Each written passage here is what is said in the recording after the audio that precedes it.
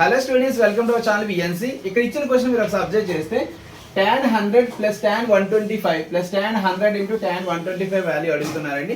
So ఇలాంటి questions ఇచ్చినప్పుడు first of all మనం ఏం చేయాలంటే ఈ టూ యాంగిల్స్ని యాడ్ చేయండి. 100 plus 125, 100 plus 125 nothing but 225. So tan లో అడుగుతున్నాడు కదా, బోత్ సైడ్ మనం tan అప్లై చేయాలండి. tan అప్లై చేస్తే ఇది tan a ప్లస్ b ఫార్ములాలోకి వస్తుంది. So tan a plus b formula tan a అంటే tan 100 plus tan b tan 125 divided by 1 minus tan a tan b అంటే tan 100 into tan 125 equals to tan 225. 225 నేను 180 plus 45 గా రాస్తున్నాను.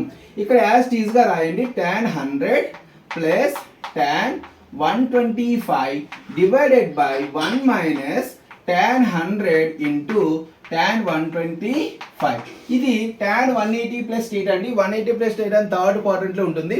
Third quadrant tan positive కాబట్టి tan 180 plus θ అంటే tan θ అంటే tan 45. tan 45 value ఎంత 1. ఇప్పుడు ఈ డినామినేటర్ మన రైట్ సైడ్ పంపిస్తే రిమైనింగ్ ఏముంటుంది, tan 100 plus tan 125 equals to 1 into this denominator nothing but 1 minus tan 100 into tan 125.